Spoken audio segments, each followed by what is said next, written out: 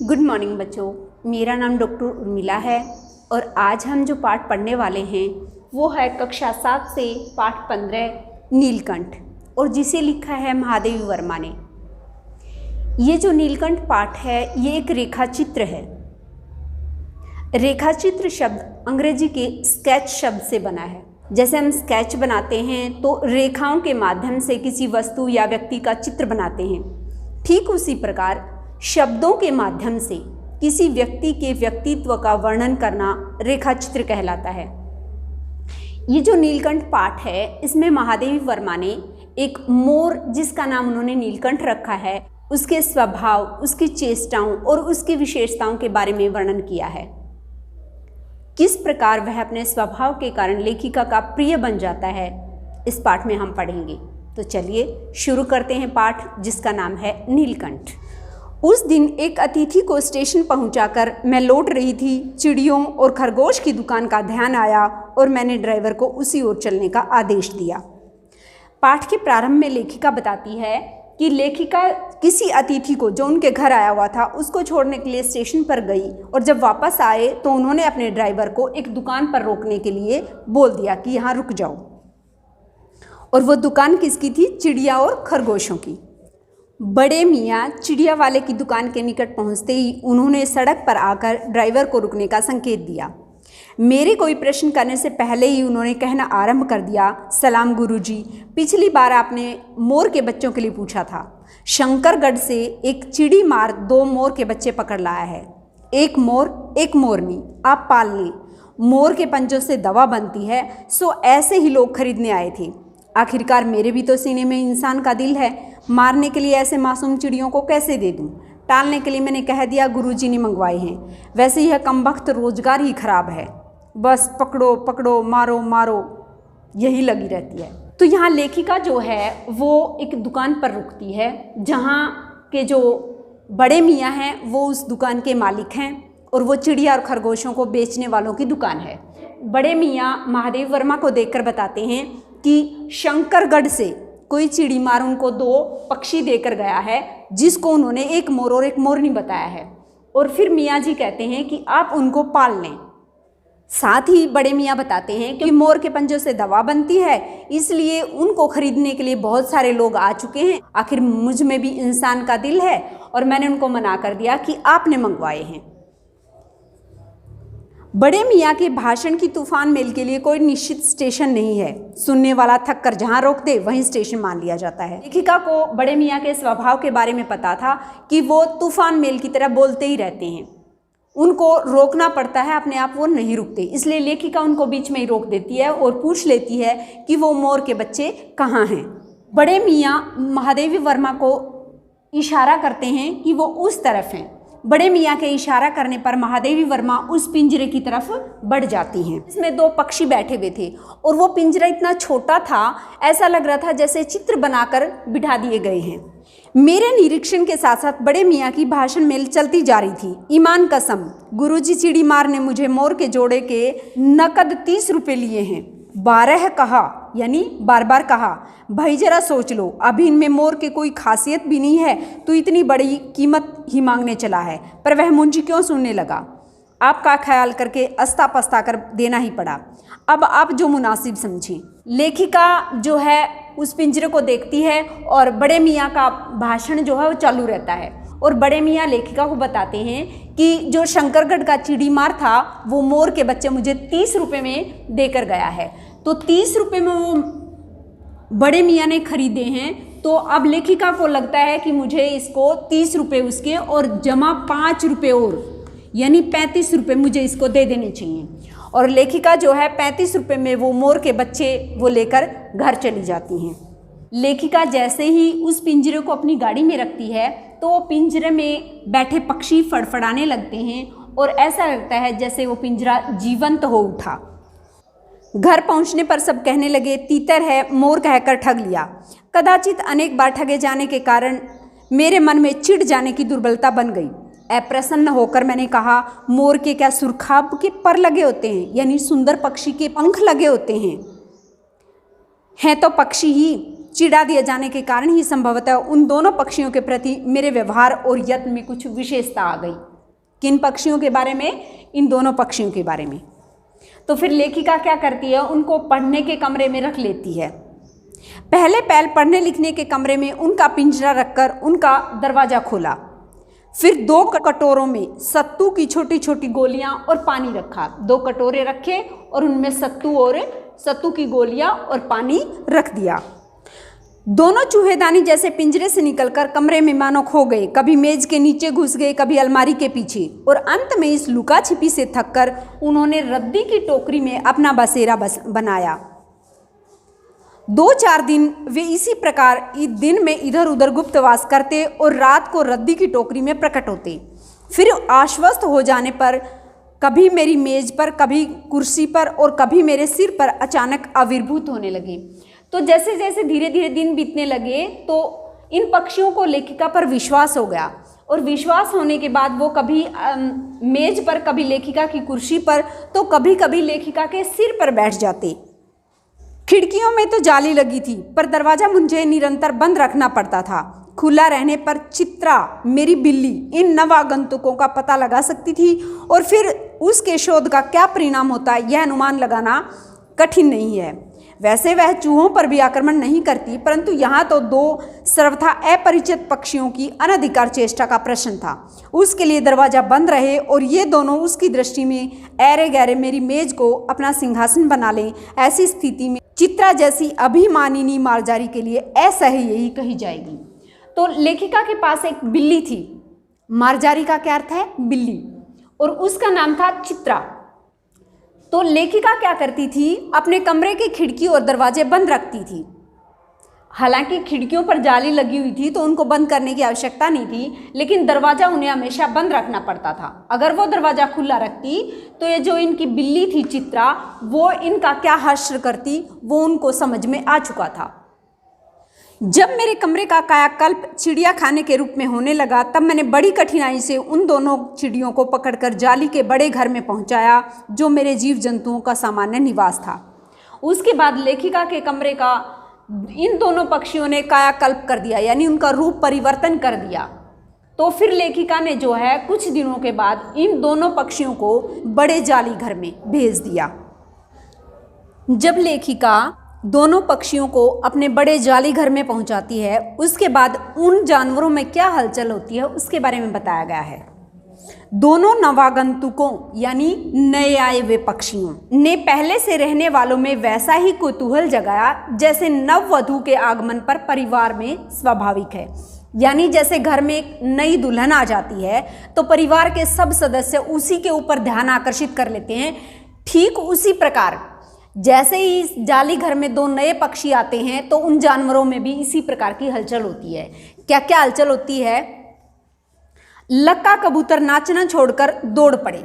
ये जो लक्का कबूतर था वो अपना डांस छोड़कर ये जो नए पक्षी आए थे इनके चारों तरफ घूमने लगा और अपनी गुटर गूं की रागनी अलापने लगा। बड़े खरगोश सभ्य सभासदों के समान क्रम में बैठकर गंभीर भाव से उनका निरीक्षण करने लगे। जो खरगोश थे वो एक सभ्य सभासदों की तरह बैठ गए और उन पक्षियों का निरीक्षण करने लगे। जो ऊन के गोले जैसे छोटे जो खरगोश थे वो इन पक्षियों के चारों तरफ गोल गोल चक्कर काटने लगे, और जो तोता था वो एक आंख बंद करके ऐसा लग रहा था जैसे भली भांति नए पक्षियों का निरीक्षण कर रहा है। तो इस प्रकार ऐसा लग रहा था कि जैसे जाली घर में आज तूफान आ गया। धीरे धीरे दोनों मोर के बच्चे बढ़ने लगे। उनका कायाकल्प वैसे ही क्रमशः और रंगमय था जैसे इल्ली से तितली का बनना। तो ये जो नए पक्षी थे ये धीरे धीरे बड़े होने लगे। फिर लेखिका बताती हैं कि किस प्रकार ये जो 2 नए पक्षी थे ये कैसे बढ़ते हैं और इनका कैसे कायाकल्प होता है, कैसे इनका विकास होता है। मोर के सिर की कलगी ये जो थी ये सघन और ऊंची और चमकीली हो गई, और जो चोंच थी वो और अधिक बंकिम और पैनी हो गई। गोल आंखों में इंद्रनी यानी इंद्रमणि के नीलाभ द्युति झलकने लगी। जो आंख थी वो कैसी हो गई? नीली हो गई। लंबी नील हरित ग्रीवा की हर भंगिमा में धूप छां की तरंगें उठने और गिरने लगी। दक्षिण वाम दोनों पंखों में सलेटी और सफेद आलेखन स्पष्ट होने लगे, यानी इनके पंख जो हैं वो उगने लगे थे। किसके? मोर के। पूंछ लंबी हुई और उनके पंखों पर चंद्रिकाओं के इंद्रधनुषी रंग उद्दीप्त होने लगे। रंग रहित पैरों को गर्वीली गति ने एक नई गरिमा से रंजित कर दिया, यानी रंगीन कर दिया। तो इसकी पूंछ भी लंबी हो गई और जो पंख निकलते हैं ना मोर के, वो पंख निकलने लगे।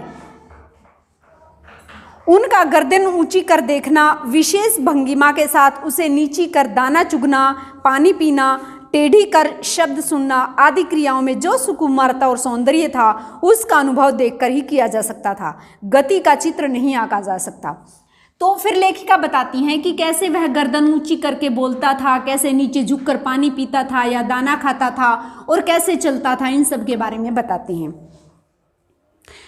उसके बाद जो है मोरनी के विकास के बारे में बताते हैं कि मोरनी का विकास कैसे हुआ।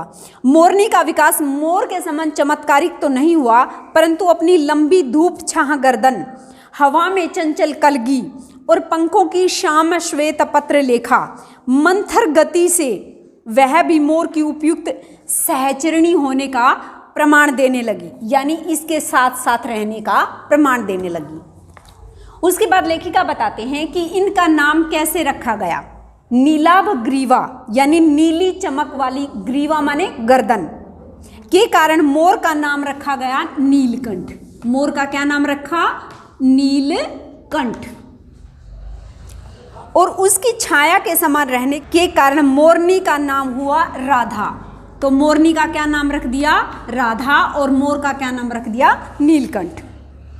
फिर लेखिका बताती है कि किस प्रकार जाली घर के सभी जीव जंतुओं का मोर जो है वो सेनापति या संरक्षक बन जाता है, रखवाला बन जाता है। वह क्या करता है? वह सुबह सवेरे उठ जाता है और उठकर क्या करता है? सब खरगोश और कबूतर की सेना ले एकत्र कर, यानी इकट्ठी कर, उस ओर ले जाता है जहां दाना खिलाया जाता था हर रोज। घूम घूम कर वह सब की रखवाली करता था और किसी ने कुछ गड़बड़ की तो वह अपने तीखे चुंचू प्रहार, यानी चोंच के प्रहार से उन्हें दंड देने दौड़ता। खरगोश के छोटे बच्चों को, ये क्या है? खरगोश के छोटे बच्चे। खरगोश के छोटे बच्चों को वह चोंच से उनके कान पकड़कर उठा लेता था। खरगोश के बच्चों को क्या करता था? कान पकड़कर, इनके जो कान है उनको पकड़कर उठा लेता था। जब तक वे आर्त क्रंदन, आर्त क्रंदन क्या होता है? पीड़ा से करहाना। आर्त क्रंदन न करने लगते उन्हें अधर में लटकाए रखता। कभी कभी उसकी पैनी चोट से खरगोश के बच्चों का कर्णभेद संस्कार हो जाता, यानी उनका कान बिंद जाता था, पर वे फिर कभी उसे क्रोधित होने का अवसर न देते थे। दंड विधान के समान ही उन जीव जंतुओं के प्रति उनका प्रेम भी असाधारण था। प्राय वह मिट्टी में पंख फैलाकर बैठ जाता और वे सब उसकी लंबी पूंछ और सघन पंखों में छुआ-छुअल का खेल खेलते। यानी नीलकंठ जो है न केवल उनकी रक्षा करता था, न केवल उन पर क्रोध जताता था, बल्कि उनसे स्नेह और प्रेम भी उतना ही करता था। उसके लिए क्या करता था? वो अपने पंखों को फैलाकर बैठ जाता और ये सारे जीव जंतु उसमें छुपम छुपाई का खेल खेलते। किसमें? नीलकंठ के पंखों में। ऐसी ही किसी स्थिति में एक सांप जाली घर के भीतर पहुंच गया। सब जीव जंतु भाग भाग कर इधर उधर छिप गए। केवल एक शिशु खरगोश सांप की पकड़ में आ गया। तभी एक दिन क्या हुआ कि किसी कहीं से एक सांप जो है वो जाली घर यानी चिड़िया घर में आ गया और बाकी सब जानवर छिप गए, लेकिन एक खरगोश का बच्चा जो है वो सांप की पकड़ में आ गया। निकलने के प्रयास में सांप ने उसका आधा पिछला शरीर तो मुंह में दबा रखा था और शेष आधा जो बाहर था उसे चींची का स्वर भी इतना तीव्र नहीं निकल रहा था कि किसी को स्पष्ट सुनाई दे। तो जब सांप ने इस खरगोश के बच्चे को पकड़ लिया और आधा निगल लिया, यानी आधा अपने मुंह में ले लिया और आधा बाहर था, तो उसे चींची का जो स्वर सुनाई दे रहा था वो इतना धीमा था कि वो स्पष्ट सुनाई नहीं दे रहा था। लेकिन इतना होने पर भी नीलकंठ ने वो आवाज सुन ली। नीलकंठ दूर ऊपर झूले में सो रहा था। उसी के चौकन्ने कानों ने उस मंद स्वर की व्यथा पहचानी और वह पूंछ पंख समेटकर सर से एक झपट्टे में नीचे आ गया। संभवतः अपनी सहज चेतना से ही उसने समझ लिया होगा कि सांप के फन पर चोंच मारने से खरगोश भी घायल हो सकता है। तो उसने ये समझ लिया कि अगर सांप के फन पर चोंच मारी जाएगी तो इससे ये खरगोश भी घायल हो सकता है। इसलिए उसने क्या किया, यहाँ बीच से प्रहार किया, सांप के बीच में प्रहार किया। उसने सांप को फन के पास पंजों से दबाया और फिर चोंच से इतने प्रहार किए कि वह अधमरा हो गया। पकड़ ढीली पड़ते ही खरगोश का बच्चा मुख से निकल तो आया, परंतु निश्चेष्ट सांप वहीं पड़ा रहा। जैसे ही पकड़ ढीली हुई, नीलकंठ ने यहाँ पंजे से दबाया और इसको चोंच मार मार कर इसको अधमरा कर दिया। तो फिर उसके बाद जो है सांप का मुंह खुल गया। जैसे ही सांप का मुंह खुला तो खरगोश उससे बाहर निकल आया। आगे क्या होता है, राधा ने सहायता देने की आवश्यकता नहीं समझी, परंतु अपनी मंद केका से किसी असामान्य घटना की सूचना सब और प्रसारित कर दी। माली पहुंचा, फिर हम सब पहुंचे। नीलकंठ जब तक सांप के 2 खंड कर चुका था, यानी 2 टुकड़े कर चुका था, तब वह शिशु खरगोश के पास गया और रात भर उसे पंखों के नीचे रखे उष्णता देता रहा, यानी गर्मी देता रहा। कार्तिकेय ने अपने युद्ध वाहन के लिए मयूर को क्यों चुना, यह उस पक्षी के रूप और स्वभाव को देखकर समझ में आ जाता है। तो यहाँ लेखिका बताती है कि किस प्रकार नीलकंठ ने सांप से खरगोश के बच्चे को बचाया। और इसके बाद लेखिका ये भी बताती है कि उस दिन मुझे समझ में आया कि शिवजी के पुत्र कार्तिकेय ने मोर को क्यों अपना वाहन चुना। शिवजी के 2 पुत्र थे, गणेश और कार्तिकेय। गणेश का वाहन मूषक था और कार्तिकेय का वाहन मोर था। तो लेखिका कहती है कि आज मुझे समझ आया कि कार्तिकेय ने मोर को अपना वाहन क्यों चुना। मयूर कलाप्रिय वीर पक्षी है, हिंसक मात्र नहीं। इसी से उसे बाज, चील आदि की श्रेणी में नहीं रखा जा सकता, जिनका जीवन ही क्रूर क्रम है। नीलकंठ में उनकी जातिगत विशेषताएं तो थी ही, उनका मानवीकरण भी हो गया। मेघों की सांवली छाया में अपने इंद्रधनुष के गुच्छे जैसे पंखों को मंडलाकार बनाकर जब वह नाचता था, तब उस नृत्य में एक सहजता, लय, ताल रहता था। आगे पीछे, दाहिने बाएं क्रम से घूमकर वह किसी अलक्ष्य सम पर ठहर जाता था। अलक्ष्य जो दिखाई न दे। जो राधा थी वो नीलकंठ के समान नहीं नाच पाती थी, परंतु उसकी गति में भी एक छंद रहता था। जब नीलकंठ नाचने में मग्न रहता था तो राधा क्या करती थी, वह नृत्य मग्न नीलकंठ के दाहिनी ओर के पंख को छूती हुई बाईं ओर से निकल आती थी और बाएं पंख को स्पर्श कर दाहिने ओर निकल आती थी। इस प्रकार उसकी परिक्रमा में भी एक पूरक ताल परिचय मिलता था। नीलकंठ ने कैसे समझ लिया कि उसका नृत्य मुझे बहुत भाता है, यह तो नहीं बताया जा सकता, परंतु अचानक एक दिन वह मेरे जाली घर के पास पहुंचते ही झूले से उतरकर नीचे आ गया और पंखों का सतरंगी मंडलाकार छाता तानकर नृत्य की भंगिमा में खड़ा हो गया। तब से यह नृत्य भंगिमा नित्य क्रम बन गई। प्राय मेरे साथ कोई न कोई देशी विदेशी अतिथि भी पहुंच जाता था और नीलकंठ की मुद्रा को वह अपने प्रति सम्मान पूर्वक समझकर विस्मयभूत हो जाता था। कई विदेशी महिलाओं ने उसे परफेक्ट जेंटलमैन की उपाधि दे डाली। लेखिका के साथ अक्सर क्या होता था, देशी विदेशी मेहमान उनके साथ आते थे और जब उनके पास आते थे तो वो जाली घर को जरूर देखते थे कि लेखिका ने कौन कौन से पक्षी पाल रखे हैं। तो जैसे ही लेखिका जाली घर के पास पहुंचती थी, मोर नाचना शुरू कर देता था और उस मोर के नृत्य को देखकर विदेशी महिलाओं ने नीलकंठ को नाम दिया परफेक्ट जेंटलमैन। क्या नाम दिया? Perfect gentleman. जिस नुकीली पैनी चोंच से वह भयंकर विष धर के खंड खंड कर सकता है, उसी से मेरी हथेली पर रखे हुए भुने चने ऐसी कोमलता से होले होले उठाकर खाता था कि हंसी भी आती थी और विस्मय भी होता था। फलों के वृक्षों से अधिक उसे पुष्पित और पल्लवित वृक्ष भाते थे। पुष्पित का अर्थ है खिले हुए और पल्लवित का अर्थ है नए पत्तों से भरा हुआ। तो यहाँ लेखिका बताती है कि ऐसी चोंच जिससे उसने सांप के भी टुकड़े कर दिए थे और उसी चोंच से लेखिका के हाथ में रखे हुए भुने हुए चने वो इतने धीरे धीरे से खाता था कि लेखिका को इस बात का एहसास भी नहीं होता कि वो चोंच मारकर चने उठा रहा है। आगे लेखिका बताती हैं कि वसंत में जब आम की वृक्ष सुनहली मंजरियों से लद जाती थी, अशोक नए लाल पल्लवों से ढक जाता था, तब जाली घर में वह इतना अस्थिर हो उठता था कि उसे बाहर छोड़ना पड़ता था। तो यहाँ लेखिका ने बताया वसंत के आगमन पर जब आम का वृक्ष मंजरियों से लद जाता था तो नीलकंठ जो है उसका जाली में रहना असह्य हो जाता था। वह बाहर आम के वृक्ष पर जाना चाहता था, तो इसलिए लेखिका उसको जाली घर से बाहर निकाल देती थी। नीलकंठ और राधा की सबसे प्रिय ऋतु वर्षा ही थी। मेघों के घुमड़ घुमड़ आने से पहले ही वे हवा में उसकी सजल आहट पा लेते थे। तब उनकी मंद केका की गूंज अनुगूंज तीव्र से तीव्र होती हुई मानो बूंद के उतरने के लिए सोपान पंक्ति बनने लगती। मेघ के गर्जन के ताल पर ही उनके तन में नृत्य का आरंभ होता और फिर मेघ जितना अधिक गरजता, बिजली जितनी अधिक चमकती, बूंदों की रिमझिमाहट जितनी तीव्र होती, नीलकंठ के नृत्य का वेग उतना ही अधिक बढ़ता जाता। उसकी केका का स्वर उतना ही मंद से मंदतर होता जाता। वर्षा के थम जाने पर वह दाहिने पंजे पर बाहिना पंख और बाएं पर बायां पंख फैलाकर सुखाता। कभी कभी वे दोनों एक दूसरे के पंखों से टपकने वाली बूंदों को चोंच से पीकर पंखों का गीलापन दूर करती। इस आनंदोत्सव की रागिनी में बेमेल स्वर कैसे बज उठा, यह भी एक करुण कथा है।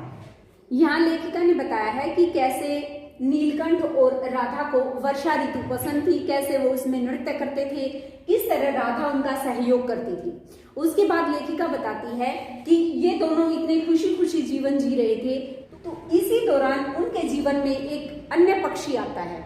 उसके बारे में देखते हैं कि वो क्या है। एक दिन मुझे किसी कार्य से नखास कोने से निकलना पड़ा और बड़े मियाँ ने पहले के समान कार को रोक लिया। इस बार किसी पिंजरे की ओर नहीं देखूंगी, यह संकल्प करके मैंने बड़े मियाँ की विरल दाढ़ी और सफेद डोरे से कानों में बंधी ऐनक को अपने ध्यान का केंद्र बनाया। पर बड़े मियाँ के पैरों के पास जो मोरनी पड़ी थी उसे अनदेखा करना कठिन था। मोरनी राधा के समान ही थी। उसके मूंछ से बंधे हुए दोनों पंजों की उंगलियां टूटकर इस प्रकार एकत्रित हो गई थी कि वह खड़ी नहीं हो सकती थी। इसके बाद क्या हुआ कि लेखिका को एक दिन फिर से बाहर जाना पड़ा, तो वो वहीं बड़े मियाँ के दुकान के पास से गुजर रही थी और उन्होंने सोचा कि अब की बार बड़े मियाँ की दुकान की तरफ या बड़े मियाँ की तरफ बिल्कुल नहीं देखूंगी। लेकिन जब वो वहां जाती है तो वहां उसे एक और मोरनी मिलती है जो घायल अवस्था में होती है। उसके बाद मोरनी को महादेवी वर्मा अपने घर ले आती है। बड़े मियाँ की भाषण में फिर दौड़ने लगी। देखिए गुरुजी, कमबख्त चिड़ीमार ने बेचारी का क्या हाल किया है। ऐसे कभी चिड़िया पकड़ी जाती है? आप न आई होती तो मैं उसी के सिर पर इसे पटक देता, पर आपसे भी यह अधमरी मोरनी ले जाने के लिए कैसे कहूँ। तो यहाँ बड़े मियाँ ने अपनी व्यथा बताई कि कैसे इस मोरनी को चिड़ीमार घायल करके यहाँ फेंक गया है, और बड़े मियाँ उम्मीद करते हैं कि महादेवी जी इस अधमरी मोरनी को अपने साथ ले जाएं, लेकिन वो कहने में सकुचा रही हैं। सारांश यह है कि 7 रुपए देकर मैंने उसे अगली सीट पर रखवाकर घर ले आई। एक बार फिर मेरे पढ़ने लिखने का कमरा अस्पताल बन गया। पंजों की मरहम पट्टी और देखभाल करने में वह महीने भर में अच्छी हो गई। उंगलियां वैसी ही टेढ़ी मेढ़ी रही, परंतु वह ठूठ जैसे पंजों पर डगमगाती हुई चलने लगी। तब उसे जाली घर में पहुंचाया गया और नाम रखा गया कुब्जा।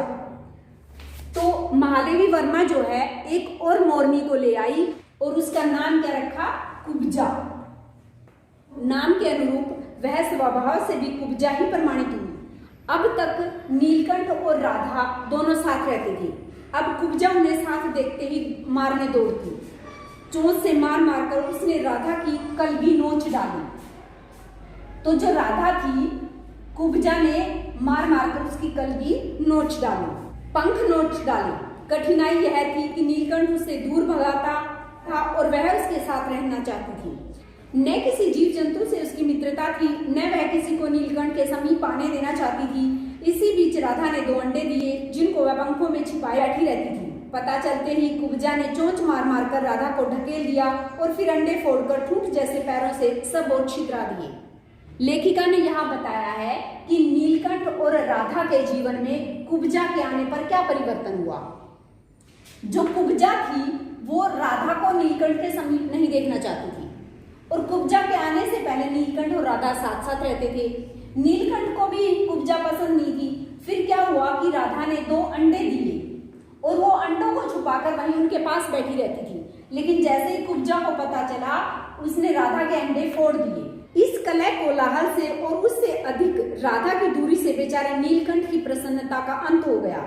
कई बार वह जाली के घर से निकल भागा। वह कई कई दिन भूखा प्यासा आम की शाखाओं में छिपा बैठा रहता, जहां से बहुत पुचकार कर मैंने उतारा। एक बार मेरी खिड़की के शेड पर भी छिपा। तो इसके बाद लेखिका बताती है कि कुब्जा के आने से नीलकंठ जो है जाली घर में नहीं रहता था, वह बाहर आम के पेड़ों की शाखाओं में छुपा रहता था और लेखिका जो है कई बार उसे पुचकार कर नीचे उतार कर लेकर आती थी। मेरे दाना देने जाने पर भी वह सदा की भांति पंखों को मंडलाकार बनाकर खड़ा हो जाता था, पर उसकी चाल में थकावट, उसकी आंखों में शून्यता रहती थी। अपनी अनुभवहीनता के कारण ही मैं आशा करती थी कि थोड़े दिन बाद सब में मेल हो जाएगा। अंत में 3-4 मास के उपरांत एक दिन सवेरे जाकर देखा, नीलकंठ पंख फैलाए धरती पर उसी प्रकार बैठा हुआ है जैसे खरगोश के बच्चों को पंख में छिपाकर बैठता था। मेरे पुचकारने पर भी उसके न उठने पर संदेह हुआ। फिर उसके बाद थोड़े समय तक ऐसा ही चलता रहा, लेकिन 3-4 महीने के बाद एक दिन लेखिका जाकर देखती है कि मोर जो है बैठा हुआ था, अपने पंखों को वैसे ही फैलाकर जैसे खरगोश के बच्चों को बिठाता है। लेखिका वहां जाकर देखती है, उसे बुलाती है, लेकिन नीलकंठ नहीं बोलता क्योंकि वह मर चुका था। वास्तव में नीलकंठ मर गया था। क्यों का उत्तर तो अब तक नहीं मिल सका। न उसे कोई बीमारी थी, न उसके रंग बिरंगे फूलों के सबक जैसे शरीर पर, सबक होता है चितकबरा, किसी चोट का चिन्ह मिला था। मैं अपने शाल में लपेटकर उसे संगम ले गई। जब न गंगा नदी की धार में उसे प्रवाहित किया, तब उसके पंखों की चंद्रिकाओं में बिंब प्रतिबिंब होकर गंगा का चौड़ा पाट एक विशाल मयूर के समान तरंगित हो उठा। नीलकंठ के न रहने पर राधा तो निश्चेष्ट सी कई दिन कोने में बैठी रही। वह कई बार भागकर लौट आया था, अतः वह प्रतीक्षा के भाव से द्वार की तरफ देखती रहती थी। यहाँ लेखिका ने बताया कि नीलकंठ के मरने पर राधा पर क्या असर पड़ा। जैसे ही लेखिका को पता चला कि नीलकंठ मर चुका है, उसने अपने शाल में लपेटा और उसे गंगा नदी में प्रवाहित कर दिया। क्योंकि पहले भी नीलकंठ कई बार 2-3 दिन के लिए बाहर जा चुका था, तो राधा को लगता था कि वह वापस आ जाएगा। वह जाली घर के द्वार पर बैठी रहती थी और दरवाजे की तरफ हमेशा दृष्टि रखती थी कि शायद नीलकंठ कहीं से आ जाए। पर कुब्जा ने कोलाहल के साथ खोज आरंभ कर दी। लेकिन जो कुब्जा थी, उसने शोर मचाकर नीलकंठ को खोजना शुरू कर दिया। खोज के क्रम में वह प्राय जाली का दरवाजा खुलते ही बाहर निकल आती थी और आम, अशोक, कचनार आदि की शाखाओं में नीलकंठ को ढूंढती रहती थी। एक दिन आम से उतरी ही थी कि कजली कौन थी? लेखिका की अल्सेशियन कुत्ती। तो एक दिन आम से उतरी ही थी कि कजली अल्सेशियन कुत्ती सामने पड़ गई। स्वभाव के अनुसार उसने कजली पर चोंच से प्रहार किया। परिणामतः कजली के 2 दांत उसकी गर्दन पर लग गए। इस बार उसका कलह, कोलाहल और द्वेष प्रेम से भरा जीवन बचाया न जा सका। परंतु इन 3 पक्षियों ने मुझे पक्षी प्रकृति की विभिन्नता का जो परिचय दिया, वह मेरे लिए विशेष महत्व रखता है। नीलकंठ के गायब होते ही कुब्जा ने उसे ढूंढना शुरू कर दिया। वह हमेशा जाली का दरवाजा खुलते ही बाहर वृक्षों पर नीलकंठ को ढूंढने लगती। एक दिन जैसे ही वह पेड़ से नीचे उतरी, तो सामने लेखिका की जो कुत्ती थी, अल्सेशियन कुत्ती, जिसका नाम उन्होंने कजली रख रखा था, वो उनके सामने खड़ी थी। और कुब्जा ने अपने स्वभाव के अनुसार कजली पर निचों से प्रहार किया, तो कजली ने भी उसकी गर्दन पर 2 दांत गाड़ दिए और अब की बार कुब्जा को बचाया ना जा सका, वह भी मर गई। लेखिका बताती हैं कि इन 3 पक्षियों ने, 3 पक्षी कौन? नीलकंठ, राधा और कुब्जा। इन 3 पक्षियों ने पक्षी प्रकृति का मुझे ऐसा पाठ पढ़ाया जो मेरे जीवन में विशेष महत्व रखता है। राधा अब प्रतीक्षा में दुकेली थी। आषाढ़ में जब आकाश मेघाच्छन्न हो जाता, तब वह कभी ऊंचे झूले पर और कभी अशोक की डाल पर अपनी केका को तीव्रतर करके नीलकंठ को बुलाती रहती। अंत में लेखिका बताती है कि जो राधा थी, क्योंकि अब नीलकंठ भी मर चुका था और कुब्जा भी मर चुकी थी, राधा अकेली थी, तो जैसे ही आषाढ़ मास में आसमान में बादल छाते तो जो राधा थी वो तेज तेज बोलकर नीलकंठ को बुलाने का प्रयास करती। राधा जो है हमेशा इसी उम्मीद में रही कि शायद नीलकंठ कहीं से आ जाए, परंतु नीलकंठ नहीं आया। इसी के साथ हमारा पाठ समाप्त हुआ। तो इस पाठ में हमने पढ़ा कि किस प्रकार महादेवी वर्मा अपने जाली घर में विभिन्न प्रकार के पशु पक्षियों को रखती थी, किस प्रकार नीलकंठ सबकी रक्षा करता था, कैसे उसने खरगोश बचाया, कैसे वो नृत्य करता था। राधा और नीलकंठ के नृत्य के बारे में हमने पढ़ा। हमने नीलकंठ की विशेषताएं, उनके स्वभाव, उनकी चेष्टाओं के बारे में पढ़ा और अंत में हमने देखा कि कुब्जा नामक मोरनी के कारण किस प्रकार नीलकंठ के जीवन का अंत हो गया और राधा बेचारी अकेली रह गई। इसी के साथ हमारा पाठ समाप्त हुआ। अगर वीडियो अच्छी लगी तो इसे लाइक और शेयर जरूर करें और मेरे चैनल को सब्सक्राइब करें। Thank you.